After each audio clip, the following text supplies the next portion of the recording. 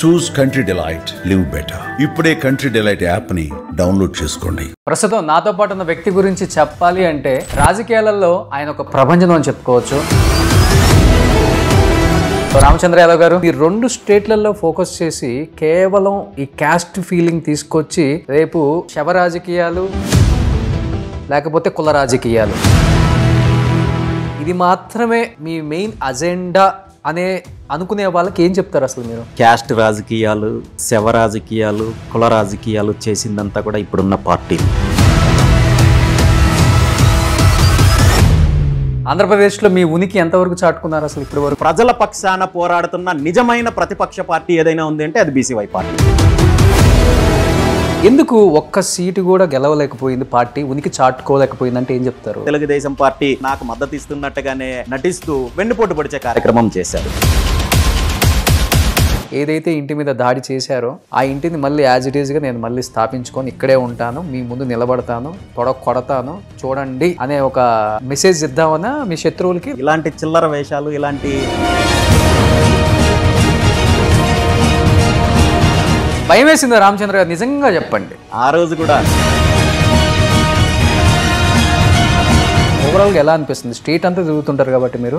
రాష్ట్రంలో ప్రస్తుతం పరిస్థితి ఎలా ఉందంటే, చంద్రబాబు నాయుడు వచ్చిన తర్వాత ఏదో ఉద్ధరిస్తాడు, సూపర్ 6 పథకాల అమలు చేస్తాడు, మహిళలకు ఉచిత బస్సు ఇస్తాడు. ప్రభుత్వము అన్ని రంగాల్లో విఫలమైంది, డైవర్షన్ పాలిటిక్స్ చేస్తున్నారు. రెడ్లని కమ్మల్ని తిరస్కరించండి, బహిష్కరించండి అని ఎందుకు ఇలా చెప్తున్నారు మీరు? అసలుకి వాళ్ళు వీళ్ళు కొట్టుకు సావాలనా? నేను ఎప్పుడు కులానికి వ్యతిరేకంగా మాట్లాడలేదు. మీ నినాదం ఏదైనా కావచ్చు, వాళ్ళే కోరుకుంటున్నారు మాకు వీళ్ళిద్దరే కావాలి అని. ఆప్షన్ లేక ఆప్షన్ మీరు వచ్చారు, మరి ఏం జరిగింది మొన్నటికి పూర్తి స్థాయిలో మేము సన్నద్ధం అవ్వలేదు కదా. మార్పు కావాలంటే 1 నెల చాలు సార్. మీరు బి టీము అమిత్ షాకా, నరేంద్ర మోడీకా, జగన్మోహన్ రెడ్డికా, చంద్రబాబు నాయుడుకా ఒక బినామీ అంటుంటారు. నా మీద ఈ ఆరోపణలు చేసేవాళ్ళు నిజంగా వాళ్ళ పుట్టుక సక్రమమైన పుట్టకే అయితే ఏ ఒక్కటైనా నిరూపించండి. నేను రాజకీయాలు వదిలేయడమే కాదు. నా సిఐ ఒక అతను మీ మీద మరీ చాలా రూడ్గా బిహేవ్ చేసింది, ఫుల్ వైరల్ అయింది, ఒక వీడియో చూశాను నేను కూడా.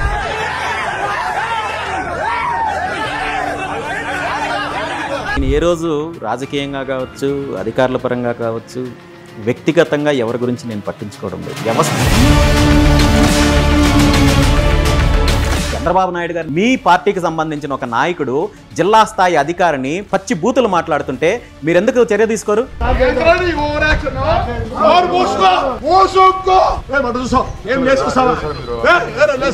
నిజంగా నాలాంటి వాడికి అధికారం ఉన్నట్టే గుడ్డలోడు తీసి ఏంటండి అసలు చెప్పులు వేసుకోకుండా ఒక మనిషి ఆ కాళ్ళకి ఎన్ని గుంతలు ఉన్నాయి, ఎన్ని కుచ్చుకున్నాయి.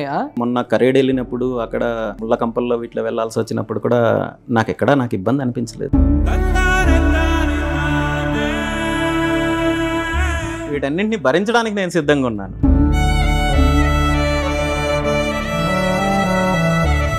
పెయిన్ మీరు తీసుకునే దాన్ని బట్టి ఉంటుంది, అది కష్టమా లేదా బాధగా ఉందా అనేది.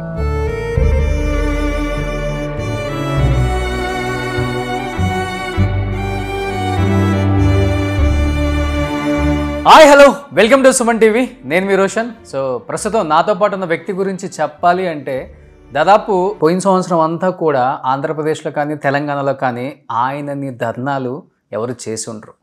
రాజకీయాలలో ఆయన ఒక ప్రభంజనం అని చెప్పుకోవచ్చు. ఆయన పార్టీ పెట్టిన తీరు కూడా ఒక ప్రభంజనం అని చెప్పుకోవచ్చు. అలాంటి వ్యక్తి ఈ మధ్య కనుమరుగైపోయారా అనుకునే ప్రజలకి ఆయన ఏం చెప్పబోతున్నారో ఆయన మాటలను తెలుసుకుందాం. సో రామచంద్ర యాదవ్ గారు నమస్తే. సో బీసీవై పార్టీ అధినేత, నాకు తెలిసినంత వరకు ప్రాంతీయ పార్టీలు పెట్టిన వాళ్ళు ఎవరు కూడా ఈ మధ్యకాలంలో ఎంత హంగామా చేసి పార్టీ పెట్టిన దాఖలాలు ఎక్కడా లేవు. అలాంటిది మీరు పెట్టిన తీరు కావచ్చు, మీరు చేసిన ధర్నాలు కావచ్చు, మీరు వినిపించిన గలం కావచ్చు, అంతా ఇంత కాదు, చాలా కష్టపడ్డారు. అలాంటిది ఒక్కసారిగా రామచంద్ర యాదవ్ ఎలక్షన్స్ అప్పుడు అలా పార్టీలు పెట్టి మెరిపించారు, మైమరిపించేశారు బీసీలని. ఒక్కసారిగా మళ్ళీ ఎలక్షన్స్ అయిపోగానే తెలంగాణలో పార్టీ కూడా క్లోజ్ చేశారు అన్నారు. మళ్ళీ చూస్తే తెలంగాణలో మళ్ళీ బీసీవై పార్టీ ప్రారంభోత్సవం. ఇది ఎన్నిసార్లు ఓపెన్ చేస్తారు, ఎన్నిసార్లు క్లోజ్ చేస్తారు, మళ్ళీ ఎన్నిసార్లు ఓపెన్ చేసుకుంటూ పోతారు? అసలు ఏంటి అసలుకి కథ ఏంటి అసలుకి? బీసీవై పార్టీ భారత చైతన్య యువజన పార్టీ ఆవిర్భావం నుండి ఈ రోజు వరకు నేనైనా పార్టీ అయినా పార్టీ నాయకులైనా కార్యకర్తలైనా పూర్తి స్థాయిలో ప్రజల్లో ఉన్నారు, పూర్తి స్థాయిలో పోరాటం చేస్తున్నారు, పార్టీని పూర్తి స్థాయిలో ప్రజల్లోకి తీసుకెళ్లే కార్యక్రమం జరుగుతోంది. మీరన్నారు హంగామా అని, పార్టీ హంగామా, తెలంగాణ గురించి కూడా చెప్తాను. బోత్ ద స్టేట్స్ పార్టీ ఎక్కడా హంగామా చేయలేదు, పోరాటం చేసింది. పార్టీ ప్రజల పక్షాన నిలబడ్డానికి ప్రభుత్వంతో అయినా కావచ్చు, లేదంటే ఎక్కడైతే ప్రజా వ్యతిరేక విధానాలు జరుగుతున్నాయో అక్కడ పోరాటం చేసింది. తెలంగాణ విషయానికి తీసుకుంటే 2023 ఎన్నికలకు ముందు తెలంగాణలో బీసీవై పార్టీ నిర్మాణ దశలో మొట్టమొదటిసారిగా ఎన్నికలకు వెళ్ళాలి. ఈ ఎన్నికల ప్రధాన ఉద్దేశము అప్పటికప్పుడు ఏదో ఎన్నికల్లో గెలుస్తామనో లేదా అద్భుతాలు సృష్టిస్తామనో కాదు. ఈ రాష్ట్రంలో ఈ దోపిడీ పార్టీలకు ప్రత్యామ్నాయంగా ఒక పార్టీ ఉంది. బహుజన రాజ్యాధికారం లక్ష్యంగా యువతకు, నిరుద్యోగులకు, మహిళలకు, రైతులకు మంచి చేసే దిశగా ఒక మంచి ప్రణాళికతో, ఒక ఆశయంతో ఒక పార్టీ అనేది వచ్చింది అని ప్రజల్లోకి తీసుకెళ్లడం కోసమే ఆ రోజు పోటీ చేయడం జరిగింది. ఎన్నికలకి కరెక్ట్గా వారం రోజులకు ముందు వచ్చి సుమారు 43 మంది అభ్యర్థులతోటి ప్రజల్లోకి వెళ్ళగలిగాము. ప్రజల్లోకి పార్టీని, పార్టీ జెండాని, పార్టీ మేనిఫెస్టోని తీసుకెళ్లగలిగాము. ఆ తర్వాత జరిగిన పరిణామాల్లో జనరల్ ఎలక్షన్లు రావడము, ఇటు ఆంధ్రప్రదేశ్లో అసెంబ్లీ ఎన్నికలు రావడము, నా మీద అప్పట్లో ఉన్న ఇబ్బందుల వల్ల గవర్నమెంట్ చేసిన ఈ ఏదైతే తప్పుడు కేసులు కావచ్చు, ఇబ్బందులు కావచ్చు, వీటన్నింటి వల్ల కూడా పూర్తి స్థాయిలో తెలంగాణలో నిర్మాణం పైన కేంద్రీకరించలేకపోయాం. సో ఇవన్నీ అయిన తర్వాత పార్టీ నిర్మాణం చేయాలనే ఉద్దేశంతో పార్టీని పూర్తి స్థాయిలో గ్రౌండ్ లెవెల్ నుండి రాష్ట్ర స్థాయి వరకు కూడా నిర్మాణం చేపట్టాలనే ఆలోచనతో ఈరోజు 2 రోజుల క్రితము ఇక్కడ పార్టీ ఆఫీస్ ఓపెన్ చేయడం జరిగింది. కాదు రామచంద్ర యాదవ్ గారు, ఇప్పుడు 40 సంవత్సరాలు 30 సంవత్సరాల అనుభవం ఉన్న పెద్ద పెద్ద రాజకీయ నాయకులు ఆంధ్రప్రదేశ్లో కావచ్చు, తెలంగాణలో కావచ్చు, అతిపెద్ద ప్రాంతీయ పార్టీ అని చెప్పుకునే నాయకులు కూడా స్టేట్ డివైడ్ అయిన తర్వాత ఒక స్టేట్ మీద ఎక్కువ ఫోకస్ పెట్టి ఆ స్టేట్ డెవలప్మెంట్ మీద, ఆ స్టేట్ ఓటర్స్ మీద ఫోకస్ చేశారు. అలాంటిది మీరు 1 సంవత్సరం అయింది, ఇంకా బుడిబుడి అడుగులు కూడా వేయటం లేదు. అలాంటిది మీరు 2 స్టేట్లలో ఫోకస్ చేసి కేవలం ఈ క్యాస్ట్ ఫీలింగ్ తీసుకొచ్చి రేపు శవ రాజకీయాలు లేకపోతే కుల రాజకీయాలు ఇది మాత్రమే మీ మెయిన్ అజెండా అనే అనుకునే వాళ్ళకి ఏం చెప్తారు అసలు మీరు? మీరన్నట్టు క్యాస్ట్ రాజకీయాలు, శవ రాజకీయాలు, కుల రాజకీయాలు చేసిందంతా కూడా ఇప్పుడున్న పార్టీలు, ఇప్పుడున్న నాయకులు అలా చేశారు. కాబట్టే ఈరోజు 2 తెలుగు రాష్ట్రాల పరిస్థితి ఇలా ఉంది. 2 తెలుగు రాష్ట్రాల్లో ఉన్న బీసీల పరిస్థితి ఇలా ఉంది, నిరుద్యోగుల పరిస్థితి ఇలా ఉంది. రాష్ట్రాన్ని పూర్తి స్థాయిలో దోపిడీ చేసింది, రాష్ట్రానికి అన్యాయం చేసింది, బీసీలకు అన్యాయం చేసింది. ఇప్పుడున్న ప్రధాన దోపిడీ పార్టీలు ఏవైతే ఉన్నాయో, కుటుంబ పాలన సాగిస్తున్న పార్టీలు ఏవైతే ఉన్నాయో, నియంత పార్టీలు ఏవైతే ఉన్నాయో వాళ్ళు చేశారు. వీటికి ప్రత్యామ్నాయంగా వీటికి ఈ రాజకీయాలకి, ఈ దోపిడీ రాజకీయాలకు అంతం పలికి ఒక ప్రత్యామ్నాయ రాజకీయం కావాలి, ప్రజా రాజకీయం కావాలనే ఉద్దేశంతో బీసీవై పార్టీ వచ్చింది తప్ప ఇక్కడెక్కడ శవ రాజకీయాలు ఎవరు చేశారో ఈ తెలుగు రాష్ట్ర ప్రజలకు తెలుసు, కుల రాజకీయాలు ఎవరు చేశారో ఈ రాష్ట్ర ప్రజలకు తెలుసు. గతంలో ఎప్పుడు రాష్ట్రం మొదలైనప్పటి నుండి 1956 నుండి కూడా 2025 వరకు కూడా ఈ రాష్ట్రంలో రాజకీయంగా కుల రాజకీయాలు ఎవరు చేస్తున్నారో తెలుసు. దాన్ని అడ్డం పెట్టుకొని ఏ విధంగా దోపిడీ చేస్తున్నారంటే అది కూడా ఈ రాష్ట్ర ప్రజలందరికీ తెలుసు. నేను చేస్తున్నది కాదు. అంటే స్టేట్ డివైడ్ అయిన తర్వాత పెద్ద పెద్ద నాయకులే వద్దు, మా స్టేట్ కి మేము పరిమితం అయిపోతాం, ఆ స్టేట్ లో మేము ఇక్కడ అంటున్నారు. పక్క ఆంధ్ర వ్యక్తి, పక్క పొంగనూరు, మీరు పక్క చిత్తూరు జిల్లా, మీరు వచ్చి ఇక్కడ తెలంగాణ, ఇప్పుడు తెలంగాణ నాదం అనేది గట్టిగా వినపడుతుంది, నినాదం అనేది. సో ఆంధ్ర వాళ్ళు మాకొద్దు, ఆంధ్ర నాయకులు మాకొద్దు అని వీళ్ళు క్లియర్గా చెప్తున్నారు ఓటర్స్. ఒక్క విషయం అండి, ఆంధ్రప్రదేశ్ అనేది భారతదేశంలోనే ఉంది, చిత్తూరు జిల్లా భారతదేశంలోనే ఉంది, పొంగనూరు కూడా భారతదేశంలోనే ఉంది.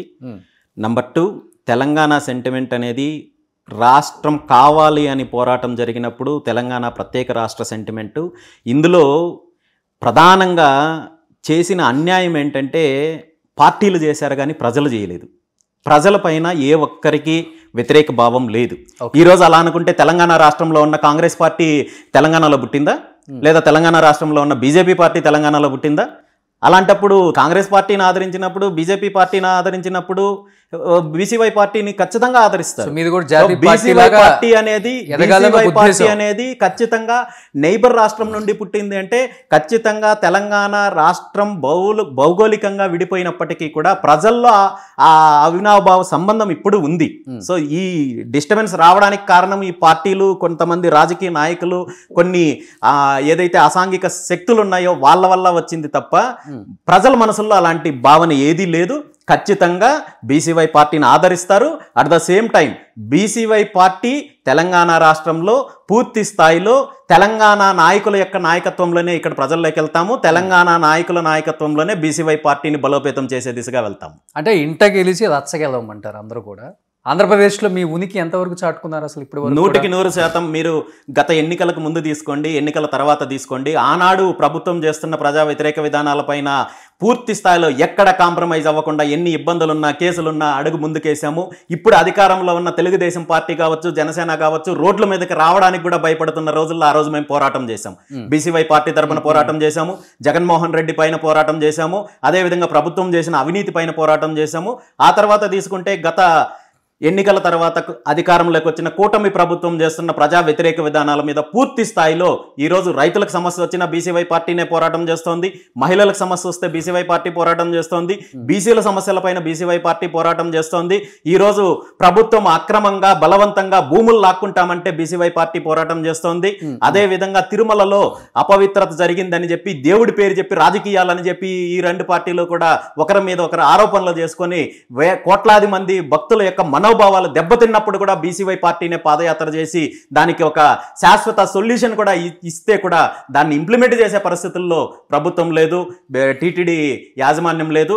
ఖచ్చితంగా ఈరోజు మీరు గత ఎన్నికలప్పటి నుండి తీసుకున్నా, అంతకు ముందు తీసుకున్నా, ఇప్పుడు తీసుకున్నా ప్రజల పక్షాన పోరాడుతున్న నిజమైన ప్రతిపక్ష పార్టీ ఏదైనా ఉంది అంటే అది బీసీవై పార్టీ. సో మీరు మీ మాట ప్రకారమే పోరాటాలు చేశారు, ప్రజల మన్నలను పొందాను అని చెప్తున్నారు కాబట్టి ఎందుకు ఒక్క సీటు కూడా గెలవలేకపోయింది పార్టీ, ఉనికి చాటుకోలేకపోయింది అంటే ఏం చెప్తారు రామచంద్ర యాదవ్ గారు? ఎన్నికలకు ముందు సరిగ్గా 9 నెలలకు ముందు బీసీవై పార్టీ ఆవిర్భావం జరిగింది. బీసీవై పార్టీని స్థాపించిన తర్వాత పార్టీ ఎదగనివ్వకుండా, పార్టీ నిర్మాణం జరగకుండా అనేక రకాల కుట్రలు జరిగాయి.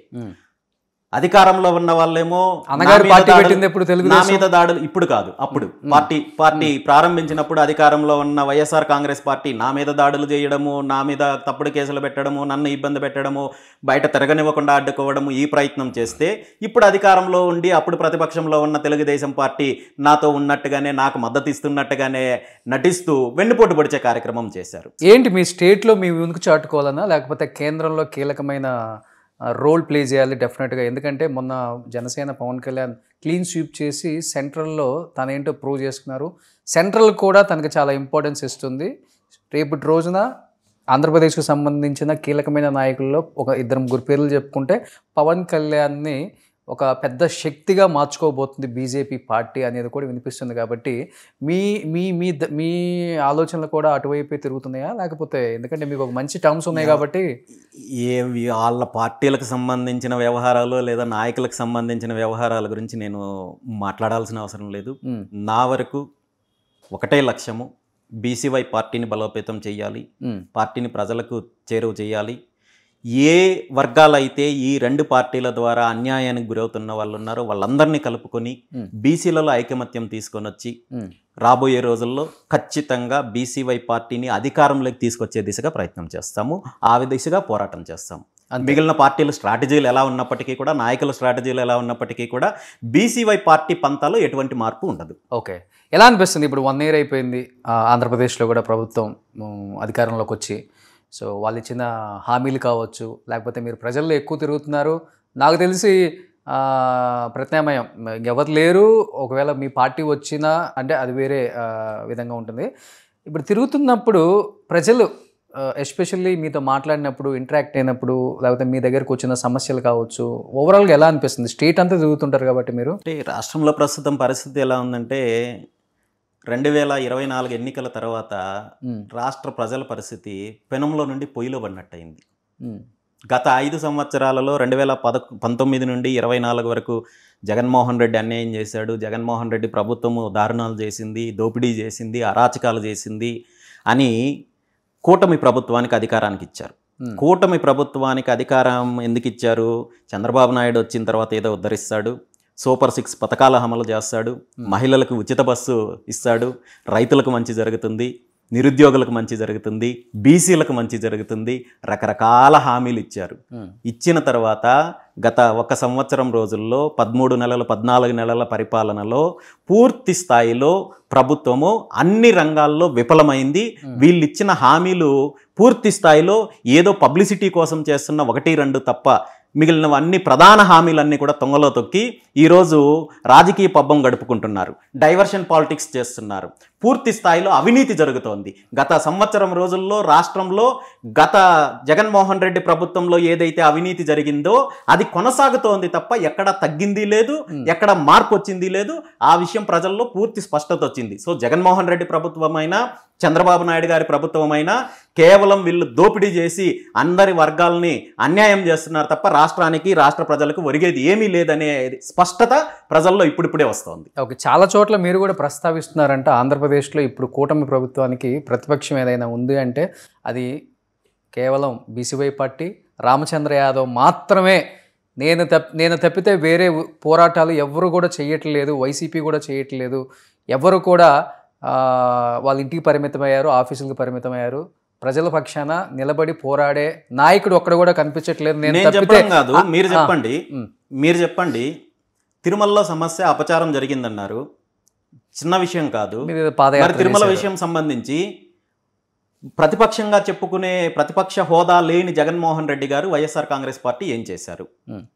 రైతుల సమస్యలు వచ్చినప్పుడు ఈరోజు కరేడు ప్రాంతంలో సమస్యలు ఉన్నాయి. అక్కడ వేలాది మంది రైతులు తన భూములను వదులుకొని వాళ్ళ ఉనికినే జీవితం యొక్క ఉనికే ప్రమాద స్థితిలో ఉన్నప్పుడు మీరేం చేస్తున్నారు?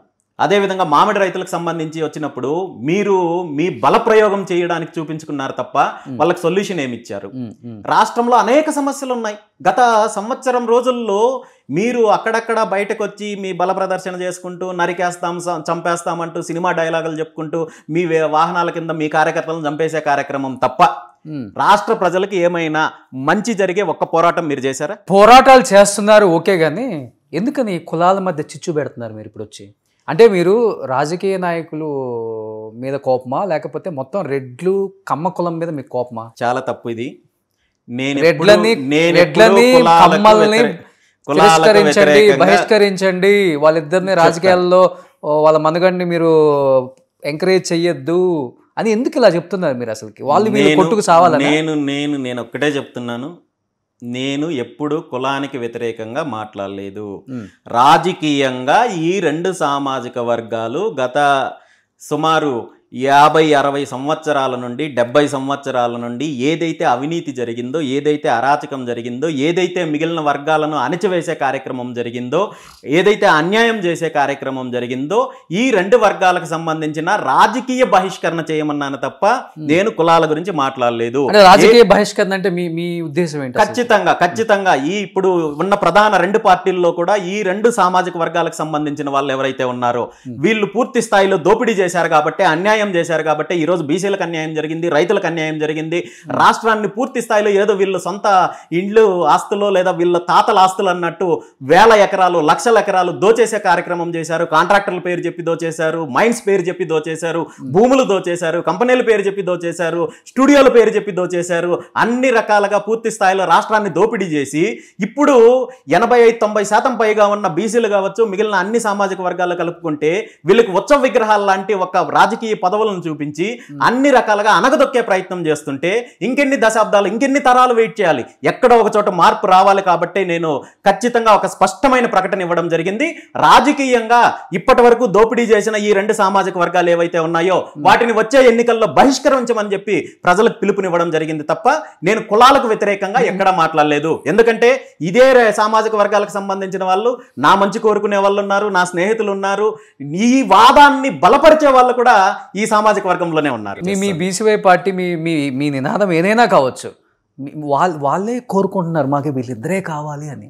ఎవరు కోరుకోవడం లేదు, ఆప్షన్ లేక, ప్రత్యామ్నాయం లేక వచ్చారు. మరి ఏం జరిగింది మొన్నటికి పూర్తి స్థాయిలో మేము సన్నద్ధం అవ్వలేదు కదా. నేను ఇంతకు ముందు అదే మాట్లాడింది కదా, 9 నెలల్లో ఒక పార్టీని పూర్తి స్థాయిలో మార్పు కావాలంటే 1 నెల చాలు సార్. అది మాటలు మీరు చెప్పుకోవడానికి, వెళ్ళారు, సినిమాల్లో పార్టీ పెట్టారు, చూపించడానికి మంచి బాగుంటుంది. సింబల్ తెచ్చుకున్నారు. ఏమండి ఆ చెరుకు ఒక గడ విషయం, సింబల్ ఒక తెచ్చుకున్నారు. విషయము, ఒక విషయము గతంలో ఒక టాప్ హీరో పార్టీని తీసుకొని వచ్చారు, మరి ఆ రోజు రాలేదు మార్పు. 18 సీట్లు గెలిచారు. మరి ఎందుకు నిలబడలేదు? ఆ తర్వాత ఇంకొక హీరో వచ్చాడు, పార్టీ పెట్టాడు, ఎన్నికల్లో పోటీ చెయ్యడానికి 8 సంవత్సరాల టైం తీసుకున్నాడు. మరి పాలిటిక్స్ అనేది ప్రాక్టికల్గా వెళ్ళాలి తప్ప మీరన్నట్టు సినిమాల్లో చూపించినట్టు నెలలోనో ఓవర్ నైట్లోనో మార్పులు రావు. కానీ ఖచ్చితంగా జరిగి తీరుతుంది, ఖచ్చితంగా మార్పు వస్తుంది. ఆంధ్రప్రదేశ్ ప్రజలు కావచ్చు, తెలంగాణ ప్రజలు కావచ్చు ప్రత్యామ్నాయం కోరుకుంటున్నారు. ఆ ప్రత్యామ్నాయ ప్రభుత్వము వచ్చే ఎన్నికల్లో వస్తుంది. డెఫినెట్గా బీసీవై పార్టీ అధికారంలోకి వస్తుంది. ఈ రెండు పార్టీలకు పూర్తి స్థాయిలో బుద్ధి చెప్పడానికి ప్రజలు సిద్ధంగా ఉన్నారు. ఆ దిశగా ప్రజల్లో చైతన్యం తీసుకురావడానికైనా, పార్టీని నిర్మాణం చేయడానికైనా రాబోయే రోజుల్లో పూర్తి స్థాయిలో ముందుకెళ్తాం. ఓకే, ఇప్పుడున్న యూత్ లో ఈ మార్పు వస్తుందని మీరు ఎక్స్పెక్ట్ చేస్తున్నారా? ఏ టెక్నాలజీ కూడా వచ్చేసింది ఆల్రెడీ. డెఫినెట్ గా అన్ని వర్గాల్లో వస్తుంది. ప్రతి ఒక్కరికి ఈ రెండు పార్టీలు ముసుగులో చేస్తున్న ఇప్పటి వరకు జరిగిన దోపిడీ కావచ్చు, అన్యాయం కావచ్చు, అణచివేత పైన పూర్తి స్థాయిలో స్పష్టత ఉంది. ఆ మార్పు వస్తుంది. దానికోసం మిగిలిన అన్ని వర్గాలని ఈ రెండు పార్టీల ద్వారా ఎవరైతే అన్యాయానికి గురవుతున్న వర్గాలు ఉన్నాయో వాళ్ళందరినీ కూడా కలుపుకొని ఏకం చేసి రాబోయే రోజుల్లో ఖచ్చితంగా ఆ మార్పు దిశగానే బీసీవై పార్టీ ప్రయాణం కొనసాగుతుంది. మీరు అన్నారు ఒక మాట, అంత పెద్ద స్టార్కే 8 సంవత్సరాలు పట్టింది పోటీ చేయడానికి అని. ఆయన అనుకుంటే ఎంతో మంది ఫండ్ పంపించే వాళ్ళు ఉంటారు, ఆయన చేస్తే ఒక సినిమాకు 100 కోట్లు ఇచ్చే వాళ్ళు కూడా ఉంటారు, ఒక రాజకీయాల్లో ఒక 1000 కోట్లు 2000 కోట్లు అలా ఊకగా వచ్చేస్తాయి. అలాంటి వ్యక్తే అన్ని రకాలుగా ఆలోచించి 8 సంవత్సరాల తర్వాత కూడా ఇంకొక పెద్ద పార్టీ, ప్రాంతీయ పార్టీతో కలిసి మొన్న వెళ్ళాల్సి వచ్చిన పరిస్థితి. ఈ విధంగా ఉన్న రాజకీయాలలో ఈరోజు చూసుకుంటే కావాల్సింది క్యాలిక్యులేషన్. ఇక్కడ ఒక ఎమ్మెల్యే పోటీ చేయాలంటే 100 కోట్లు టచ్ అయింది ఆంధ్రప్రదేశ్లో. అలాంటిది బీసీవై పార్టీ రామచంద్ర యాదవ్ గారి వెనక ఉంది ఎవరు, అసలుకి ఎక్కడి నుంచి ఇంత బలం, అంగబలం నేను అడగట్లేదు, అర్ధబలం గురించి చెప్పండి. అసలు ఒక్కటే చెప్తాను, మన ఆశయం మంచిదైనప్పుడు, మన లక్ష్యం మంచిదైనప్పుడు, మన ప్రయాణం మంచిదైనప్పుడు అన్నీ సమకూరుతాయి, అన్నీ సమకూరుతాయి. అందులో ఏమాత్రం అనుమానం లేదు. ఖచ్చితంగా అధికారం దిశగానే, అధికార మార్పిడి దిశగానే బీసీవై పార్టీ వెళ్తుంది. బీసీవై పార్టీ అధికారంలోకి వస్తుంది, అందులో ఏమాత్రం డౌట్ లేదు. నేను అడిగింది అందుకే అర్ధబలం గురించి అడుగుతున్నా. అన్ని బలాలు నేను అదే అంటున్నాను. మనం వెళ్ళే దారి మంచిదైనప్పుడు, మన పోరాటం మంచిదైనప్పుడు, మన లక్ష్యం మంచిదైనప్పుడు, ఆశయం మంచిదైనప్పుడు ప్రజలు సహకరిస్తారు, భగవంతుడు సహకరిస్తాడు, ప్రకృతి సహకరిస్తుంది. అన్ని కావాల్సిన వనరులన్నీ కూడా సమకూరుతాయి. ఈ వనరులు అంటే ఎవరు, వాళ్ళ పేర్లు ఉన్నాయా ఆ వనరులకి? మీరు దీనికి సంబంధించిన జర్నలిస్ట్ మిమ్మల్ని క్వశ్చన్ మీరు మంచి క్వశ్చన్ అడిగారు. మీరు బి టీము అమిత్ షాకా, నరేంద్ర మోడీకా, జగన్మోహన్ రెడ్డికా, చంద్రబాబు నాయుడు అంటుంటారు. నేనేమంటున్నానంటే దీనికి సంబంధించి ఫస్ట్ ఆన్సర్ జగన్మోహన్ రెడ్డి గారి దగ్గరికి వెళ్ళి తీసుకోండి, చంద్రబాబు నాయుడు గారి దగ్గరికి వెళ్ళి తీసుకోండి, పవన్ కళ్యాణ్ గారి దగ్గరికి వెళ్ళి తీసుకోండి, తర్వాత నేను ఆన్సర్ ఇస్తాను. ఎందుకంటే వాళ్ళు మొదట్లో వచ్చారు కదా, పార్టీ పెట్టారు కదా. సో వాళ్ళ బీ టీమ్ ఎవరో, లేదా వాళ్ళ వెనక ఫండర్స్ ఎవరో, లేదా వాళ్ళ పర్సన్స్ పేర్లు వాళ్ళ దగ్గర నుండి తీసుకోండి, డెఫినెట్గా నేను ఇస్తాను. అంటే ఒక్కసారిగా ఎవరికి కనపడిన రామచంద్ర యాదవ్ ఒక్క సంవత్సరంలో ఇలా కనిపించి మెరుపులాగా ఒక్కసారిగా ప్రపంచం సృష్టించి కనబడకుండా దాడులు చేసి నేను 2019 నుండి ప్రజల్లో ఉంటున్నాను, ప్రజలతో కలిసి పోరాటం చేస్తున్నాను, సమస్యలపైన పోరాటం చేస్తున్నాను. కనబడకుండా అనేది ఏమి ఉండదు. అది ఒక రకంగా చెప్పాలంటే నా మీద, నా పార్టీ మీద మీడియా వివక్ష కొంతవరకు అంతేనా ఉంటుంది కాబట్టి మీకు అలా అనిపిస్తుంది. ఈరోజు నేను చేసిన కార్యక్రమాలు, బీసీవై పార్టీ ఆధ్వర్యంలో జరిగిన కార్యక్రమాలు చాలా ఒక సామాజికంగా కూడా కావచ్చు. ఫర్ ఎగ్జాంపుల్, పార్టీ ఆవిర్భావం జరిగిన తర్వాత 2023లో సుమారు 540 కంపెనీలను ఆహ్వానించి విజయవాడ ప్రాంతంలో ఒక పెద్ద పార్టీ తరపున జాబ్ మేళా నిర్వహిస్తే సుమారు 70,000 మంది పైగా నిరుద్యోగులు అటెండ్ అయ్యారు. సుమారు 30,000 మందికి పైగా ఆఫర్ లెటర్స్ వచ్చాయి. అందులో 7,000 మందికి పైగా జాబ్స్ వచ్చాయి. మరి ఇంత పెద్ద కార్యక్రమం చేస్తే దానికి సంబంధించిన వార్త కనీసము జిల్లా ఎడిషన్లో కూడా రాయడానికి ఇబ్బంది పడ్డారు. సో మీడియా వివక్ష వల్ల పూర్తి స్థాయిలో అది బయటకు తెలియనప్పటికీ కూడా పార్టీ పోరాటం చేస్తుంది, పార్టీ ప్రజల్లో ఉంటుంది. డెఫినెట్ గా మేము ఏ లక్ష్యంతో అయితే వచ్చామో దాన్ని సాధించేంత వరకు మీడియా మీ మీద ఎప్పుడు వివక్ష చూపలేదు. 2 రోజులకు ఒకసారి రామచంద్ర యాదవ్ పోరాట యోధుడు, అక్కడే చూశాను. పూర్తి స్థాయిలో కాదు, గతంలో నిజంగా పోరాటం చేస్తున్నప్పుడు నేను అదే చెప్తున్నాను. మనము నిజమైన పోరాటం చేస్తున్నప్పుడు ఖచ్చితంగా మీడియా అయినా సహకరిస్తారు, అందులో ఏమాత్రం అనుమానం లేదు. ఓకే, సో ఇప్పుడు మాజీ ముఖ్యమంత్రులు కూడా నరేంద్ర మోడీ గారి అపాయింట్మెంట్ కావాలంటే నెల నుంచి 2 నెలలు పడుతుంది. అదే ఆయనకి ఇంట్రెస్ట్ లేకపోతే అసలుకే ఇవ్వరు. ఒక సంవత్సరాల తరబడిన ముఖ్యమంత్రులు కూడా చూసాం ప్రీవియస్ కూడా మనం. అలాంటిది ఏదో ఒక కాఫీకి టీకి వెళ్ళి వచ్చినట్టు వెళ్ళి వస్తారు మీరు ఢిల్లీకి. అలాంటిది ఏం లేదండి, ఇవన్నీ కూడా అపోహలు. నేను ఎవరిని కలిసినా సమస్యలపైనే నేను కలవడానికి ప్రయత్నం చేశాను తప్ప నా వ్యక్తిగత వ్యవహారాల కోసమో లేదా వ్యాపారాల కోసమో నేను ఏ రోజు ఎవరిని కలవలేదు. నేను కలవడానికి ప్రయత్నం చేసిన ప్రతిసారి దానికి రియల్ కాజ్ ఉంది. ఓకే, కాజ్ ఉన్నప్పుడు డెఫినెట్గా మీకైనా అవకాశం దొరుకుతుంది, నాకైనా అవకాశం దొరుకుతుంది, ఎవరికైనా దొరుకుతుంది. మీరేదో వ్యక్తిగత అంశాల కోసమో వ్యాపారాల కోసమో ఇంకొకటో లాబింగ్ కోసమో అన్నప్పుడు మీరు అన్నట్టు ఇబ్బందులు ఉంటాయేమో, కానీ నిజంగా సమస్యలపైన లేదా ప్రజలకు సంబంధించిన సమస్యలపైన అయినప్పుడు, రాష్ట్రానికి సంబంధించిన సమస్యలు ఉన్నప్పుడు డెఫినెట్గా ఎవరైనా అవకాశం ఇస్తారు. తెలుగు రాష్ట్రాలలో అమిత్ షా గారికి డైరెక్ట్గా ఫోన్ చేసే ఏకైక నాయకుడు రామచంద్ర యాదవ్ అంటారు. నిజమా? ఎవరు చెప్పారు? నిజమా? మీ ముందు నేను ఎప్పుడైనా కాల్ చేశానా? నా ముందు కదా, బయట మాట్లాడుతుంటారు. మాట్లాడే వాటికన్నింటికి మనం సమాధానం చెప్పలేం కదా. మాట్లాడేది చాలా మాట్లాడతారు. మాట్లాడే వాటికన్నింటికి సమాధానం చెప్పాల్సిన అవసరం కూడా నాకు లేదు. ఓకే, ఏంటి రామచంద్ర యాదవ్ గారు మీ ఆర్థిక బలబలాలు ఏంటి? ఇప్పుడు చంద్రబాబు నాయుడు గారు అంటే హెరిటేజ్ అంటాం, జగన్మోహన్ రెడ్డి గారు అంటే భారతీయ సిమెంట్స్, సాక్షి అంటాం, పవన్ కళ్యాణ్ గారు అంటే సినిమాలు అంటాం. ఒక్క నిమిషము, చంద్రబాబు నాయుడు గారు హెరిటేజ్ నుండి ఎంత తీసుకొని వచ్చి పార్టీ కోసం పెట్టారు? జగన్మోహన్ రెడ్డి గారు భారతీయ సిమెంట్స్ నుండి ఎంత తీసుకొని వచ్చి పార్టీ పెట్టారు? పార్టీ అనేది, రాజకీయ పార్టీ అనేది అన్ని రకాల సహాయ సహకారాలతో నడుస్తుంది తప్ప ఎవరు సొంత డబ్బులు తీసుకొని వచ్చి ఏం పెట్టారు కదా. ప్రతి ఒక్కరికి ఎవరి సపోర్ట్ వాళ్ళకు ఉంటుంది, ఎవరి ప్లానింగ్ వాళ్ళకు ఉంటుంది, ఎవరి స్ట్రాటజీ వాళ్ళకు ఉంటుంది. మీ ఆస్తులే 1,00,000 కోట్లు అంటారు. నిజమా? ఏమైనా అనుకోనివ్వండి, అదే చెప్పాను. ఎవరు ఏమనుకున్నా వాస్తవాలు ఏంటనేది నాకు తెలుసు, ప్రజలకు తెలుసు. మధ్యలో ఎన్ని ఆరోపణలు చేసినా, ఎన్ని నిందలు మోపినా, ఎంత రూమర్స్ క్రియేట్ చేసినా నేను పట్టించుకోను, నేను కేర్ కూడా చేయను. ఒకప్పుడు సమాధానం చెప్పాలనుకునేవాడిని వీటన్నింటికీ కూడా. గతంలో నా మీద ఆరోపణలు చేసినప్పుడు చిన్న ఎగ్జాంపుల్ చెప్తాను. ఈరోజు మీరు అన్నట్టు ఓకే, పార్టీ మీద అనేక రకాలుగా ఇవి చేశారు. నేను ఇప్పుడు ఎలా ఉంటుందంటే, ఇక్కడ 2 రకాల దాడులు. ఒకటి పార్టీ మీద జరిగే దాడి, 2 నా మీద జరిగే దాడి. పార్టీ మీద ఎలాంటిది ఉంటుందంటే, సపోజు గతంలో నేను వైఎస్ఆర్ కాంగ్రెస్ పార్టీ చేస్తున్న, ఆ అధికారంలో ఉన్న వైఎస్ఆర్ కాంగ్రెస్ పార్టీ చేస్తున్న ప్రజా వ్యతిరేక విధానాల మీద, అరాచకాల మీద పోరాటం చేస్తే తెలుగుదేశం పార్టీ నా వెనకున్నారు అన్నారు. ఎవరు? వైఎస్ఆర్ కాంగ్రెస్ పార్టీ వాళ్ళు. ఇప్పుడు తెలుగుదేశం పార్టీ అధికారంలోకి వచ్చిన తర్వాత ఈ ప్రభుత్వం చేస్తున్న ప్రజా వ్యతిరేక విధానాల మీద పోరాటం చేస్తున్నప్పుడు నా వెనక వైఎస్ఆర్ కాంగ్రెస్ పార్టీ ఉంది అంటున్నారు. ఈ 2 వాదనలు కాకుండా, ఈ 2 ఆరోపణలు కాకుండా 3వ ఆరోపణ ఒకటి ఉంది. ఓకే, ఇదేంటంటే నా వెనక బీజేపీ పార్టీ ఉంది అని. దీనికి కారణం ఏంటంటే, నేను హిందుత్వ ఎజెండా మీద కావచ్చు, లేదా ఎక్కడైతే దేవాలయాల్లో కావచ్చు, ఆశ్రమాల్లో కావచ్చు అన్యాయం జరిగినప్పుడు అక్కడ పోరాటం చేస్తున్నాను. నేను బై బర్త్ హిందువుని, అంతే తప్ప రాజకీయాల్లోకి వచ్చి నేను హిందువు అవ్వలేదు. సో హిందుత్వాన్ని నేను రాజకీయాల కోసం వాడుకునే పరిస్థితి కూడా కాదు. సో నా మతం అనేది, నాకు మతానికి కావచ్చు, నేను నమ్ముకున్న సిద్ధాంతానికి కావచ్చు అన్యాయం జరిగినప్పుడు ఒక పౌరుడిగా నేను స్పందిస్తాను, ఒక పౌరుడిగా నేను పోరాటం చేస్తాను.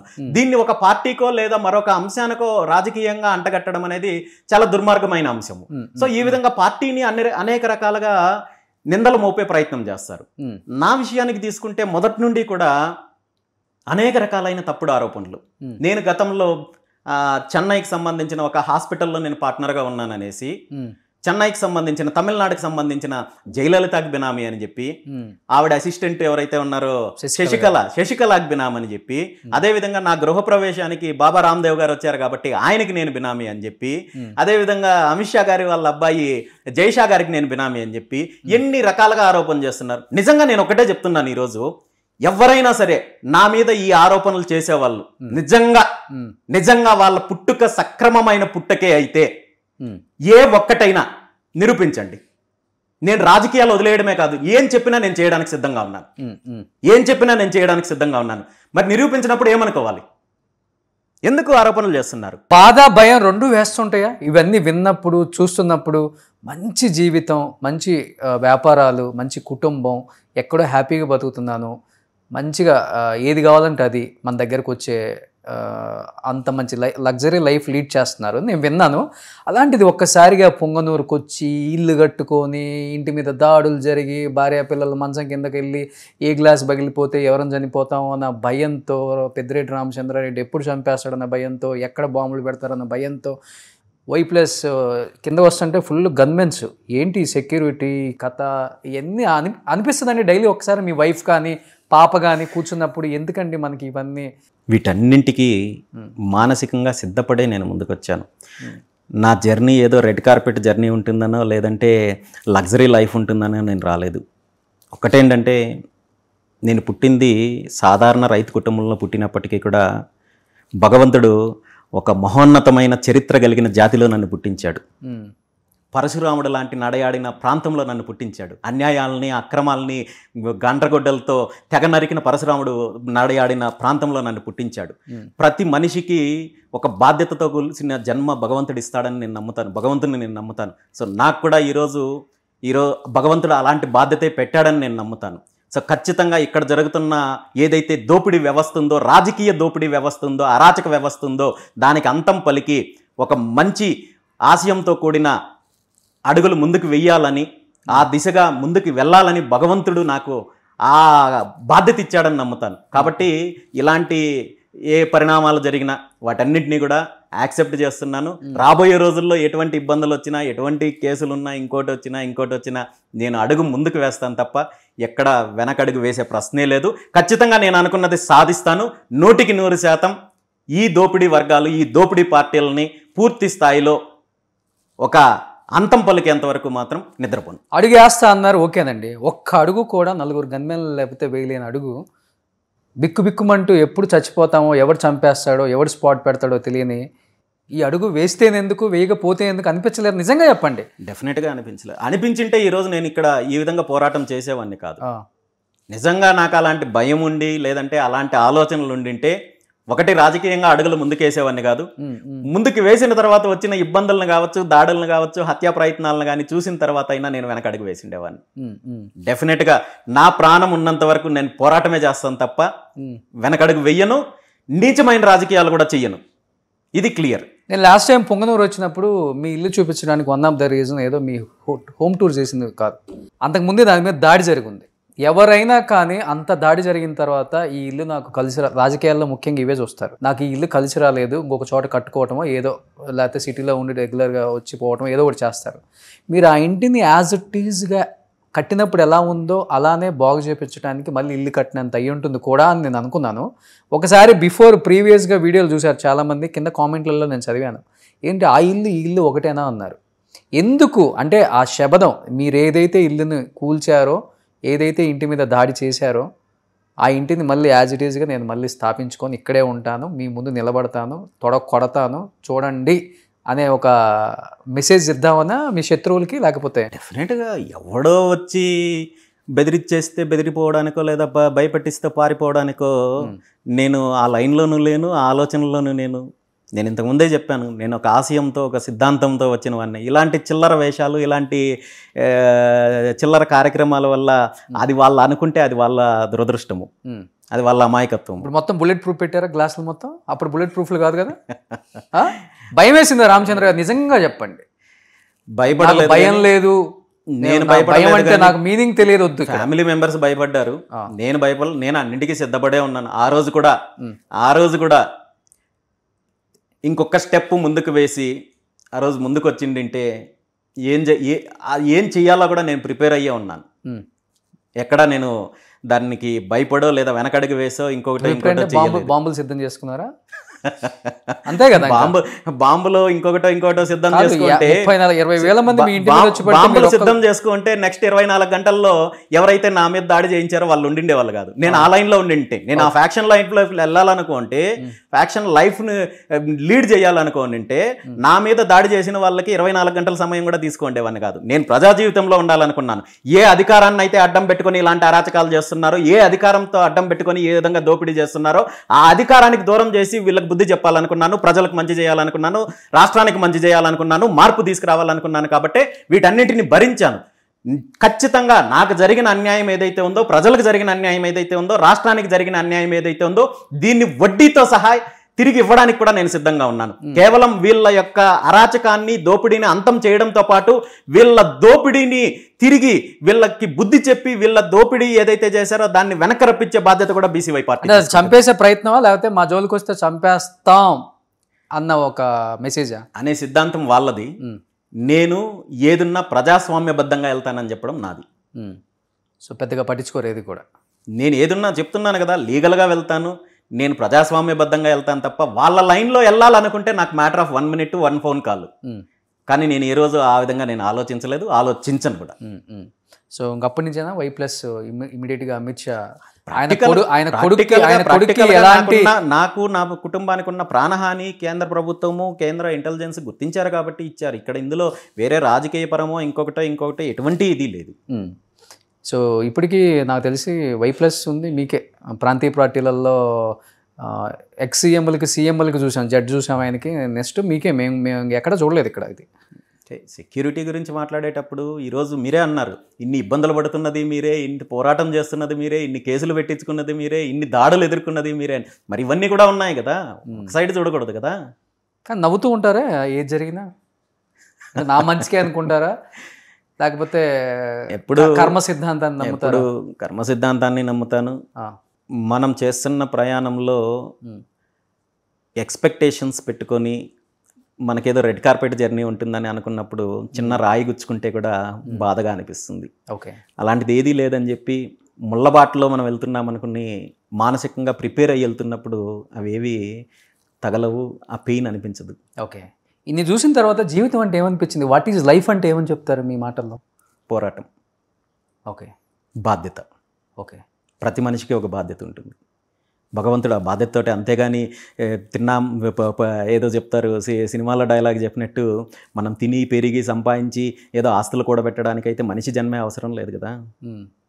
ఖచ్చితంగా సమాజానికి మంచి చేయాలి, మనం పుట్టిన దానికి ఆ ఒక బాధ్యత తీర్చుకోవాలి అనే ఆశయంతోనే ఉన్నాను. డెఫినెట్గా ఆ మంచి లక్ష్యంతో ఉన్నాను కాబట్టి భగవంతుడు నాకు సహకరిస్తారనే సహకరిస్తాడనే నమ్మకంతో, భగవంతుడు నాతో ఉన్నాడనే నమ్మకంతో ముందుకు. పూజలు బాగా చేస్తారు కదా? అది నా వ్యక్తిగతమైనది. ఓకే, ఏం చదువుకున్నారు మీరు? నేను MSc చేశాను. మంచి చదువు. కానీ చాలా అంటే ఈ వైట్ రాజకీయాల్లోకి వచ్చిన తర్వాత బిఫోర్ రామచంద్ర యాదవ్ గారు ఎలా ఉంటారంటే ఏం చెప్తారు? మంచి టక్కు గిక్ చేసుకొని జీన్స్గానే ఉండేవాడిని. అండ్ పర్టికులర్గా నేనేం రాజకీయాల కోసం ఇలా రాలేదు, కానీ గృహప్రవేశం జరిగినప్పుడు సుమారు 42 రోజుల పాటు పూజలు హోమాలు వీటిలో ఉండడం వల్ల ఈ డ్రెస్కి అడిక్ట్ అయ్యాను. అడిక్ట్ అవ్వడం కాదు, అలా కంఫర్ట్ జోన్లోకి వెళ్ళాను. దాన్ని అలా కంటిన్యూ చేయడం అంతే తప్ప దీన్ని పర్టికులర్గా ఏదో ప్లాన్ చేసుకునో లేదా డిజైన్ చేసుకునో అయితే కాదు.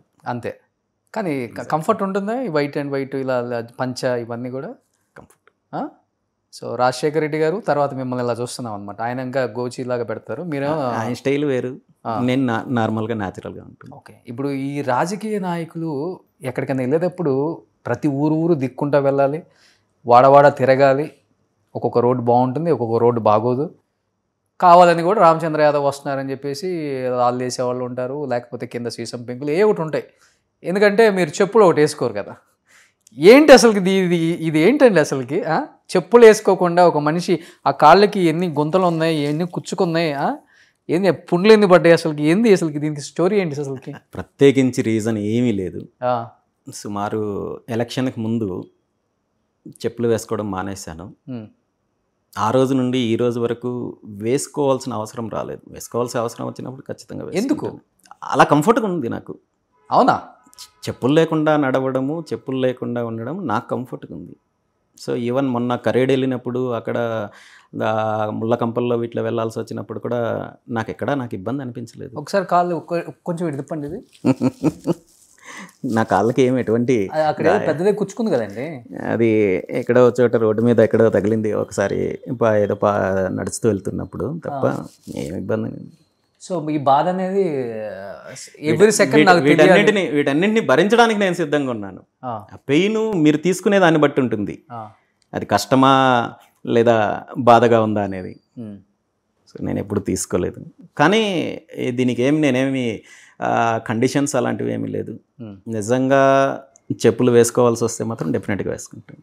సో మీ పోరాటాలు చూసి మిగతా రాష్ట్ర నాయకులు కావచ్చు, ఏ పార్టీ అయినా కావచ్చు, కాంగ్రెస్ కావచ్చు, బీజేపీ కావచ్చు, వైసీపీ కావచ్చు, టీడీపీ కావచ్చు, జనసేన కావచ్చు, ఈ చీపులు ఎవరన్నా ఒక మెసేజ్ చేయటం, అంటే ఇవన్నీ పక్కన పెడతాం, రాజకీయాలన్నీ పక్కన పెడతాం, అది వేరే విషయం.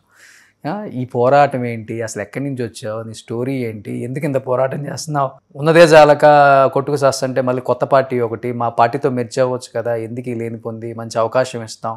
ఎందుకంటే లాస్ట్ టైం టీడీపీ నుంచి మంచి అవకాశం వచ్చింది పుంగనూరులో. ఎందుకంటే పుంగనూరులో ఇంతవరకు చంద్రబాబు నాయుడు గారు అడుగుపెట్టిన సందర్భాలు లేవు.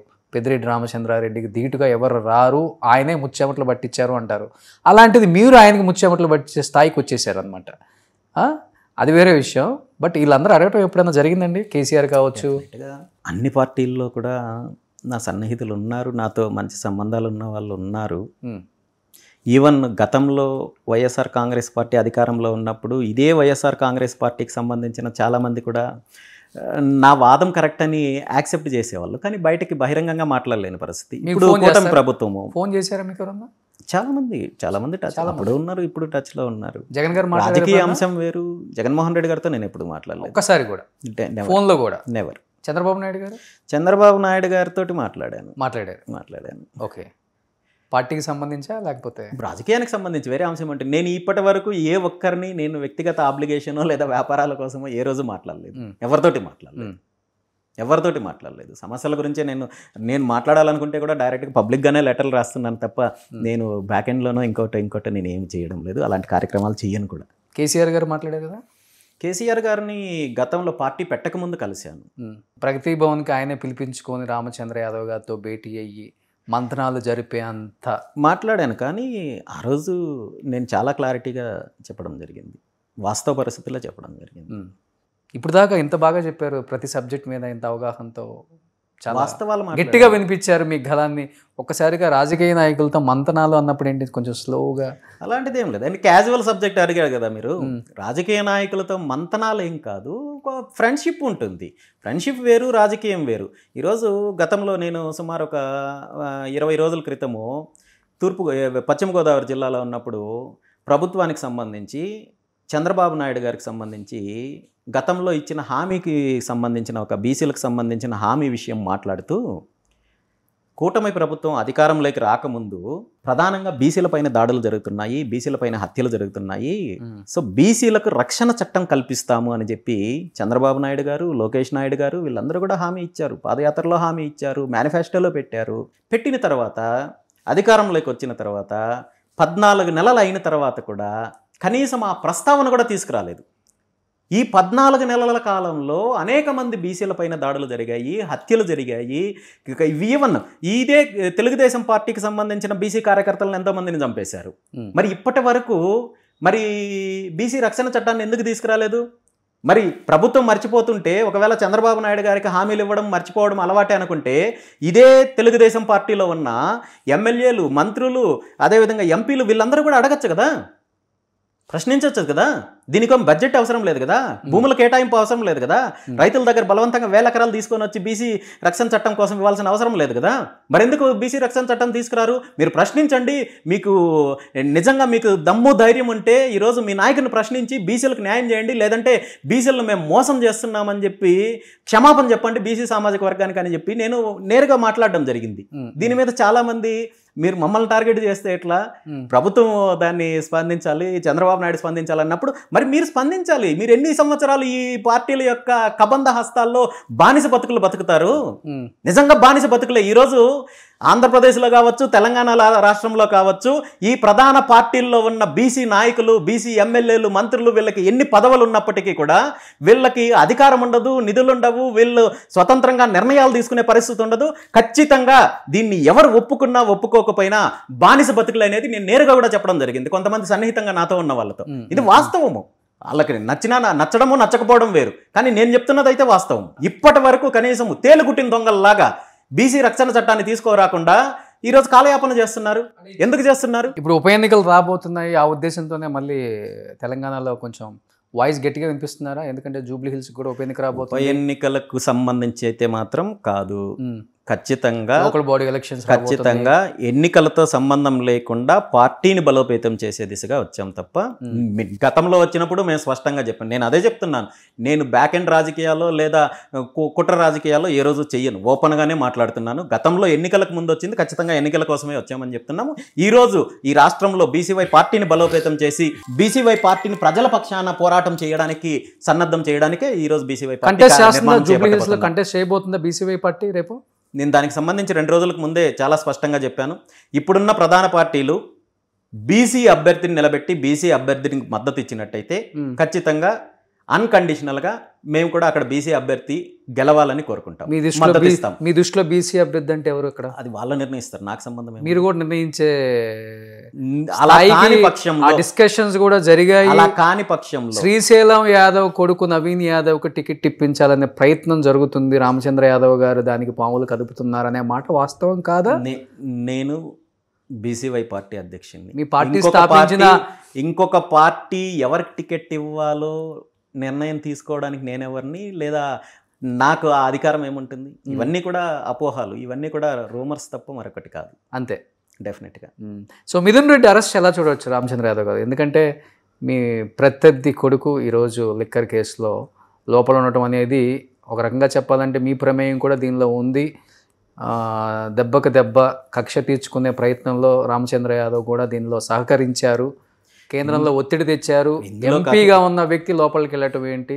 ఇందులో కక్ష తీర్చుకోవడం ఏముంది? ఇందులో మీలాగా నేనేమి ఇండ్ల మీదకి దాడులకు రాలేదు, లేదా మీలాగా తప్పుడు కేసులు పెట్టో ఇంకోటో చేయలేదు. మీరు అన్యాయంగా 5 సంవత్సరాల అధికారాన్ని అడ్డం పెట్టుకొని 1000 కోట్లు, ఏదో మీ సొంత కుటుంబ ఆస్తిలాగా రాష్ట్రాన్ని ఊహించుకొని మీరు 1000 కోట్లు దోపిడీ చేశారు. దానికి ఈరోజు శిక్ష అనుభవిస్తున్నారు. అందులో నేను చేసేది ఏముంది? లేదంటే కక్ష సాధింపు ఏముంది? అందులో మీరు తప్పు చేశారు కదా, మీరు దోపిడీ చేశారు కదా, అవినీతి చేశారు కదా. ఈ రాష్ట్రంలో అతిపెద్ద కుంభకోణం ఇంకా పూర్తి స్థాయిలో కూటమి ప్రభుత్వానికి కూడా అంత చిత్తశుద్ధి లేదు. స్కాముల మీద వీళ్ళపైన స్పష్టంగా విచారణ జరిపి ఏదైతే అవినీతి జరిగిందో దాని మీద చర్యలు తీసుకోవడం అనే దానికంటే కూడా రాజకీయపరమైన అంశాలతోటో లేదా లాలుచి అంశాలతోటో కేసులు నడిపిస్తున్నారు తప్ప నిజంగా వీళ్ళకి చర్యలు తీసుకోవాలి, రాబోయే రోజుల్లో మళ్ళీ ఇలాంటి అవినీతి జరగకుండా చూసుకోవాలనే చిత్తశుద్ధి కూటమి ప్రభుత్వానికి కూడా లేదు. కానీ అంతో ఇంతో కొంతవరకు అట్లీస్ట్ ఈ లిక్కర్ కేసులైనా ఒక అడుగు ముందుకు వేశారు. కానీ కేవలం అరెస్టులతో ఆపేస్తే దీనివల్ల ప్రజలకు కానీ రాష్ట్రానికి కానీ వనగూరేది ఏమీ లేదు. ఖచ్చితంగా ఏదైతే అవినీతి జరిగిందో దాన్ని వెనక్కి రప్పించాలి, వీళ్ళకి శిక్ష పడాలి. అంతే తప్ప ఏదో 4 రోజులు జైల్లో పెట్టి బెయిల్ తీసుకొని వచ్చి ఆ తర్వాత కేసు మర్చిపోయి తర్వాత ఇంకొక అంశం ముందుకు వచ్చి ఆ అంశం పైన డిస్కషన్లు నడిచి దీన్ని ఇలా నీరుగారు చేస్తే గతంలో జగన్మోహన్ రెడ్డి వాళ్ళ నాన్నగారు అధికారంలో ఉన్నప్పుడు జరిగిన కేసులు ఈ రోజు వరకు కూడా ఏమీ చేయలేదు. మరి దీనివల్ల ప్రజలకు ఉపయోగం ఏముంది? దీనివల్ల రాష్ట్రానికి ఉపయోగం ఏముంది? 1,00,000 కోట్లు అన్నారు, మరి ఆ 1,00,000 కోట్లు తీసుకురావచ్చు కదా. అంటే ఓవరాల్గా అరెస్ట్లు ఎలా చూడొచ్చు? ఇప్పుడు వాళ్ళు వచ్చినప్పుడు వీళ్ళ మీద పగ తీర్చుకోవటం, వీళ్ళు వచ్చినప్పుడు వాళ్ళ మీద పగ తీర్చుకోవటం, ఓటర్స్ అందరూ బయట చిచి ఇదేంటి ఎట్లా ఉంది రాజకీయం, వీళ్ళక మనం ఓట్లేసింది అనే పరిస్థితికి వచ్చేసింది. వాస్తవంగా చెప్తున్నా, మేము బయట తిరుగుతున్నాం కాబట్టి నేను చెప్తున్నాను, వాస్తవంగా చిచ్చి కొడుతున్నారు రాజకీయ నాయకుల్ని. ఇప్పుడు వాళ్ళేమో ఒక బుక్ రాసుకుంటామని, వీళ్ళేమో మీరు రెడ్ బుక్ రాస్తే మేము బ్లాక్ బుక్ రాస్తాం, ఆ బుక్ ఓపెన్ చేస్తే మీరు అసలు రోడ్ల మీద తిరగలేరు రేపు అంటున్నారు. నేను అదే ఎవరికి వేయాలి ఓట్లు రేపు? ప్రజలు అదే అంటున్నాను. ఇందుకేనా మీకు ఓట్లు వేసేది? ప్రజలు ఓట్లు వేసి గెలిపించేది మీరు రెడ్ బుక్కులు బ్లాక్ బుక్కులు రాసుకొని ఒకరి మీద ఒకరు దాడులు చేసుకోవడానికో, ఒకరి మీద ఒకరు కక్షలు సాధించుకోవడానికో, లేదంటే ఒకరు చేసిన అవినీతిలో ఇంకొకరు షేరింగ్ కోసమో చేసుకోవడానిక ప్రజలు ఓట్లు వేసేది? వీళ్ళు అదే, తెలుగుదేశం పార్టీ అదే అవలంబిస్తోంది. వైఎస్ఆర్ కాంగ్రెస్ పార్టీ వీళ్ళు ఇంకా అడ్వాన్స్గా రాబోయే రోజుల్లో మళ్ళీ మేము అధికారంలోకి వస్తాము, అప్పుడు మిమ్మల్ని ఎలా కేసులు పెడతాం, వాడిని ఎలా చేస్తాం, వీడిని ఎలా చేస్తాం. ఎందుకైనా మీకు ప్రజలు అధికారం ఇచ్చేది? సో రాష్ట్రం కోసం కాదు, ఈ డెవలప్మెంట్ కోసం కాదు, రైతుల కోసం కాదు, యువత కోసం కాదు, మీరు కక్ష సాధించుకోవడాలు, మీరు డ్రామాలు ఆడుకోవడాలు, మీరు రాష్ట్రాన్ని దోపిడీ చేసేసి మీరు అవినీతి చేయడం కోసమో, మీరు కక్ష సాధింపులు చేయడం కోసమో ప్రజలు అధికారంకి ఇస్తున్నారు. సో ఇది ప్రజలు ఖచ్చితంగా దీన్ని గమనిస్తున్నారు, ప్రజల్లో ఆ చైతన్యం ఉంది, చీకొడుతున్నారు. ఖచ్చితంగా ప్రత్యామ్నాయ రాజకీయం కావాలని కోరుకుంటున్నారు. ఆ ప్రత్యామ్నాయ రాజకీయం కోసమే బీసీవై పార్టీ ప్రజల్లోకి వెళ్తోంది. సెంట్రల్లో ఏమన్నా అసలు దీని గురించి డిస్కషన్ ఉందా సార్? ఎందుకు ప్రాంతీయ పార్టీలు ఇంత పర్సనల్ గడిచిపెట్టుకొని ప్రజలను ఇబ్బంది పెట్టే ప్రయత్నం చేస్తుంది? ఎందుకంటే ఇది ఇలానే కంటిన్యూ అయితే చాలా చాలా దారుణాలు చూడాల్సి వస్తుంది. రాజకీయాల ముఖ్యంగా మన తెలుగు స్టేట్స్లో కొంత మోరల్స్ ఎథిక్స్ ఫాలో అవుతుంటారు ప్రతి ఓటర్ కూడా. ఒకప్పుడు ఏంటంటే రాజకీయ దాడులో, హత్యలో, అరాచకాలు అంటే బీహార్ గురించి మాట్లాడేవాళ్ళు. ఎందుకంటే బీహార్ వెనకబడిన ప్రాంతము, అక్కడ రౌడీయిజము, గూండాయిజము, అక్కడ నిరుద్యోగ సమస్యలు ఇవన్నీ ఉండడం వల్ల ఒక రకమైన అరాచకాలు ఉంటాయి అనేది. కానీ ఈరోజు అలాంటి బీహార్లో కూడా ఏపీలో జరుగుతున్న అరాచకాల గురించి, ఇక్కడ జరుగుతున్న రాజకీయాల గురించి మాట్లాడుకుంటున్నారు, నీచంగా మాట్లాడుకుంటున్నారు. సో ఈ వ్యవస్థలో మార్పు రావాలి, ఎక్కడో చోట అయితే మార్పు రావాలి. ఆ మార్పు కోసమే బీసీవై పార్టీ. బీహార్ అంటే ఇప్పుడు అక్కడ ఎన్నికలు రాబోతున్నాయి, బీహార్ యూపీలో కూడా. సో మీది కూడా ఏమన్నా అక్కడ పాత్ర పోషించబోతున్నారా? తమిళనాడు కావచ్చు. ప్రస్తుతానికేమీ అలాంటి ఆలోచనలు ఏమి లేవు, ఉంటే తప్పకుండా చెప్తాం. తమిళనాడులో విజయ్ ఆహ్వానిస్తున్నారు, మా పార్టీకి సపోర్ట్ చేయండి డెఫినెట్గా. అలాంటిది ఏం లేదు, అలాంటిది ఏం లేదు. ఏంటి అసలు ప్రస్తుతానికి మా ప్రధాన concentration AP and Telangana. So తెలంగాణలో కూడా ఈ మధ్య కవిత గారు ప్రెస్ మీట్ పెట్టి బీసీల మీద మంచి ప్రేమ కురిపించారు. మరి ఇలాంటి ఇంకా బీసీ నాయకులు ఎందుకు, మా ఇక్కడ వీళ్ళే ఎంతమంది బీసీల మీద ఎంత ప్రేమ చూపిస్తున్నప్పుడు ఇంకా బీసీల యొక్క నాయకత్వాన్ని కూడా వీళ్ళు ఈ దోపిడీదారులే వచ్చి ముందు కూర్చుంటే, బీసీల ఉద్యమాలకు, బీసీలకు సంబంధించిన నాయకత్వానికి కూడా వీళ్ళే వచ్చి నాయకత్వం వహిస్తున్నప్పుడు ఇది బీసీ సమాజం ఇప్పుడైనా మేల్కోవాలి. బీసీ సంఘాలు, బీసీ నాయకత్వం, బీసీ నాయకులు ప్రతి ఒక్కరూ మేలుకోవాలి. వీళ్ళ కుట్రల్ని, వీళ్ళ యొక్క నీచ రాజకీయాలని తరిమి కొట్టాలి. డెఫినెట్గా అది జరుగుతుంది. ఇలాంటివి ఎన్ని కుట్రలు జరిగినా బీసీ సమాజం పైన గతంలో 40-50 సంవత్సరాల నుండి అనేక రకాలుగా పోరాటం చేసిన, రిజర్వేషన్ల కోసమో, లేదంటే పథకాల కోసమో, అభివృద్ధి కోసమో, హక్కుల కోసమో చేసిన ఇప్పటి వరకు జరిగింది ఒక ఎత్తు అయితే, రాబోయే రోజుల్లో జరిగేది ఒక ఎత్తు. కేవలం తెలుగు రాష్ట్రాల్లోనే కాదు, దేశం మొత్తం మీద కూడా రాబోయే రోజుల్లో బీసీల ప్రధానంగా రాజకీయాలు జరుగుతాయి, బీసీల ప్రధానంగానే పరిపాలనలు ఉంటాయి, ప్రభుత్వాలు ఉంటాయి, బీసీల శకం మొదలవుతుంది. అందులో ఏమాత్రం అనుమానం లేదు. అంటే ఇప్పుడు కాపులు అనగానే ముద్రగడ పద్మనాభం, మాదిగలు అనగానే మందకృష్ణ మాదిగ, ఒకప్పుడు కృష్ణయ్య గారి గురించి మాట్లాడుకునేవాళ్ళు. ఇప్పుడు ఎవరన్నా కానీ బీసీకి సంబంధించిన ఓట్ బ్యాంక్ కావాలి అంటే పెద్ద పెద్ద పార్టీకి సంబంధించిన సీనియర్ నాయకులు కూడా రామచంద్ర యాదవ్ గారి దర్శనం చేసుకోవాలి మనం అనే స్థాయికి తీసుకురావాలనే ఒక అది కనిపిస్తుందండి కొంచెం బయట, ఎందుకో తెలియని ఒక వినిపిస్తుంది అక్కడ.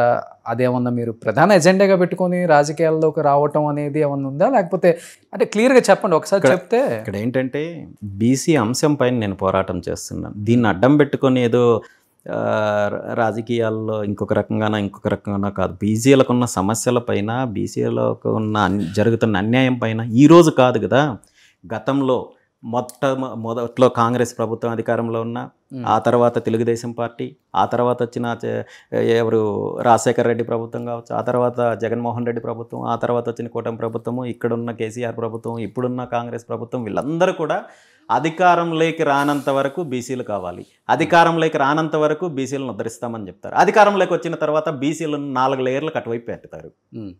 సో ఎక్కడో చోట తిరుగుబాటు అయితే మొదలవ్వాలి, ఉద్యమం మొదలవ్వాలి. అది తిరుగుబాటో, ఉద్యమమో, మార్పో, లేదా యుద్ధమో ఏదైనా కావచ్చు.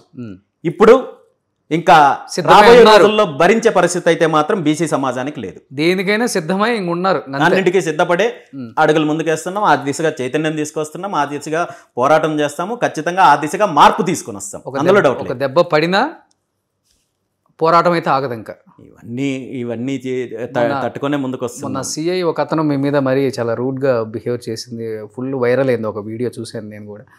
సో ఇక్కడ నేను ఏ రోజు రాజకీయంగా కావచ్చు, అధికారుల పరంగా కావచ్చు, వ్యక్తిగతంగా ఎవరి గురించి నేను పట్టించుకోవడం లేదు. వ్యవస్థలో ఉన్న లోపాలని నేను అదే అంటున్నాను. ఇక్కడ రాజకీయ పరంగా కూడా గతంలో కూడా నేను ఎవరి మీద అయితే పోరాటం చేశానో వాళ్ళకి నాకు ఎటువంటి వ్యక్తిగతపరమైన అంశం ఏది లేదు. అతను చేస్తున్న అన్యాయాలపైన, అతను చేస్తున్న అరాచకాలపైన పోరాటం, ఆ స్థానంలో ఎవరున్నా నేను అదే స్పందిస్తాను. సో ఈరోజు వ్యవస్థలని కొంతమంది, ఇప్పుడు పోలీస్ డిపార్ట్మెంట్లో ఉన్న వాళ్ళందరూ చెడ్డవాళ్ళు కాదు, అలాగని కొంతమంది ఆ నాయకుల యొక్క మెప్పు కోసమో లేదా మరో అంశం కోసమో ఇలాంటి చిల్లర వేషాలు వేసినప్పుడు వాళ్ళకి బుద్ధి చెప్పే విధంగా లీగల్గా బుద్ధి చెప్తాం, వదిలిపెట్టాం, అది వేరే విషయం. కానీ వ్యవస్థల్లో కూడా, ఉద్యోగుల్లో కూడా నలిగిపోతున్న వాళ్ళు బోల్డ్ ఎంతమంది ఉన్నారు. ఈరోజు ఉద్యోగులకు రక్షణ ఎలా ఉందో మనం చూస్తున్నాం కదా. ఉద్యోగులకు ఏ ప్రభుత్వం అధికారంలోకి వచ్చినా, ఏ పార్టీ అధికారంలోకి వచ్చినా జాబ్ మీద మీరు గత నెల రోజులకు ముందు చూశారు, అనంతపురం జిల్లాలో అధికార పార్టీకి సంబంధించిన ఒక నాయకుడు జిల్లా స్థాయి అధికారిని బహిరంగంగా పచ్చి బూతులు మాట్లాడుతుంటే ఎవ్వరు మాట్లాడలేని పరిస్థితి. మరి చంద్రబాబు నాయుడు గారు నేను ఇంత పెద్ద పరిపాలకుడును, నా విజను, నా పరిపాలన ఈ దేశంలో కాదు ప్రపంచంలో ఎక్కడా లేదంటున్నారు కదా. మీ పార్టీకి సంబంధించిన ఒక నాయకుడు జిల్లా స్థాయి అధికారిని పచ్చి బూతులు మాట్లాడుతుంటే మీరెందుకు చర్య తీసుకోరు? మీరెందుకు మాట్లాడరు? కనీసం కేసు ఎందుకు రిజిస్టర్ చేయరు? ఇదేనా మీరు ఉద్యోగులకు కల్పించే భద్రత? ఇదేనా మీరు ఉద్యోగులకు మంచి కోరుకునే విధానము? చంద్రబాబు నాయుడు గారు నిజంగా నాలాంటి అధికారం ఉన్నట్టే గుడ్డలోడు తీసి స్టేషన్లో వేయించిండేవాడిని. మరి ఆ పని ఎందుకు చేయరు? మరి నేను ఉద్యోగులకు అండగా ఉంటున్నాను, రాష్ట్రాన్ని ఏదో సీఈఓలాగా పరిపాలనిస్తున్నానని చెప్పుకునే నైతిక హక్కు చంద్రబాబు నాయుడు గారికి లేవు. ఇలాంటివి బోల్డ్ అన్ని జరుగుతున్నాయి. మహిళలపైన దాడులు జరుగుతున్నాయి, హత్యలు జరుగుతున్నాయి, అరాచకాలు జరుగుతున్నాయి, బీసీలపైన దాడులు జరుగుతున్నాయి. ఇవన్నీ కూడా ఏ రోజు ఎందుకు పట్టించుకోవడం లేదు? గతంలో జగన్మోహన్ రెడ్డి గారి ప్రభుత్వం హయాంలో సుమారు 30,000 మంది మహిళలు మిస్ అయ్యారని చెప్పి పవన్ కళ్యాణ్ గారు మాట్లాడారు. మరి ఈరోజు మీరు అధికారంలోకి వచ్చారు కదా, ఏం చేశారు దాని మీద? 30,000 మంది మహిళలు ఎక్కడి నుండి తీసుకొని వచ్చారు? మరి మీరు అధికారంలోకి వచ్చిన తర్వాత రోజు ఏదో ఒక రకంగా సంఘటనలు జరుగుతున్నాయి కదా, పవన్ కళ్యాణ్ గారు ఎందుకు మాట్లాడడం లేదు? అంటే మీకు ఇప్పుడు అధికారం ఉంది కాబట్టి అవసరం లేదనా, లేదంటే మీకు ఆ అధికారం లేదా? మీరు బానిసత్వంలో ఉన్నారా? తెలుగుదేశం బానిసత్వంలో ఉన్నారు? ఇది ప్రజలకు తెలియజేయాల్సిన అంశం. గతంలో అధికారం ఎప్పుడైతే మీరు ప్రతిపక్షంలో ఉన్నారో పవన్ కళ్యాణ్ గారు సుగాల ప్రీతి అంశాన్ని, ఆవిడికి జరిగిన అన్యాయాన్ని అనేక రకాలుగా రాజకీయంగా ఉపయోగించుకున్నారు. మరి ఈరోజు అధికారంలోకి వచ్చిన మొట్టమొదటి సంతకం నేను సుగాల ప్రీతి అంశంకి సంబంధించే తీసుకుంటానన్నారు, చర్యలు తీసుకుంటాను, వాళ్ళ కుటుంబానికి న్యాయం చేస్తానన్నారు. ఈరోజు వాళ్ళ కుటుంబ సభ్యులు, వాళ్ళ తల్లి రోడ్ల మీద కోర్టుల చుట్టూ తిరుగుతుంటున్నారు. కనీసం అపాయింట్మెంట్ కూడా ఇవ్వడం లేదు. ఇదేనా మీరు చేసే న్యాయము?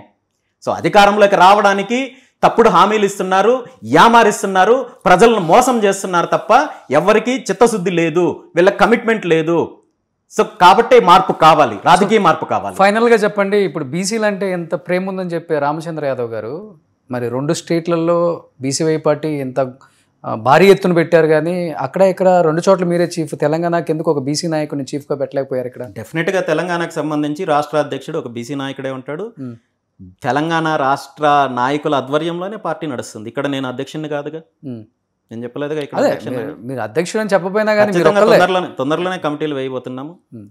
ఆంధ్రప్రదేశ్కి అండ్ తెలంగాణకి రెండింటికి కూడా కమిటీలు వేస్తున్నాము. డెఫినెట్గా ఆల్రెడీ ఉనికి చాటుకున్న పర్సన్, లేకపోతే తెలంగాణలో బాగా పేరు వినిపించే పర్సన్ అయితేనే ఆ పార్టీకి ఒక మనుగడ అయితే స్టార్ట్ అవుతుంది ఇక్కడే.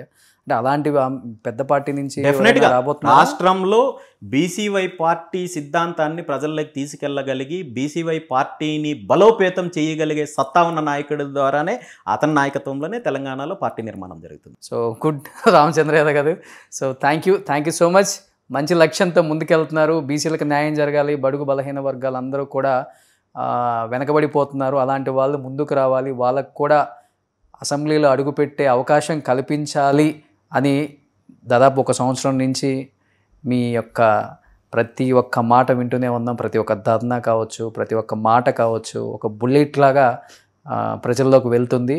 ఈ నినాదం ఇలానే ముందుకు తీసుకెళ్లాలని దేవుడు మీకు మంచి ఆరోగ్యాన్ని ఇవ్వాలని అని మాత్రమే కోరుకుంటాను. అన్నీ చేశారు కాబట్టి మంచి ఆరోగ్యాన్ని ఇవ్వాలి. తొందరలో మీరు మంచి చెప్పులు వేసుకొని తిరగాలండి. ముఖ్యంగా ఇవాళ రేపు ఇళ్లలోనే చెప్పులు వేసుకొని తిరుగుతున్నారు. మీరేమో ఇన్ని రకాల ఎండాకాలం, వర్షాకాలం ఏం లేకుండా ముళ్ళల్లో, రోడ్లలో ఎండలకి చెప్పులు లేకుండా ఇంత కష్టపడుతూ ప్రజల కోసం ఏదో చెయ్యాలని ఒక తపన. సో ఆర్థికంగా బలంగా ఉండడం అది పక్కన పెడితే ప్రజలకు ఏదో చెయ్యాలన్న తపన అయితే చాలా బాగా నచ్చిందండి. వన్ ఆఫ్ ద రీజన్ మిమ్మల్ని చాలామంది ఇష్టపడటానికి కూడా ఇదే. సో ఏదో ప్రజల దగ్గర నుంచి లాగేయాలనో లేకపోతే పార్టీల దగ్గర నుంచి లాగేయాలన్న ఉద్దేశం ఉండదు. అట్లా అనుకుంటే ఎప్పుడో మెర్జ్ చేసేవాళ్ళు పార్టీని.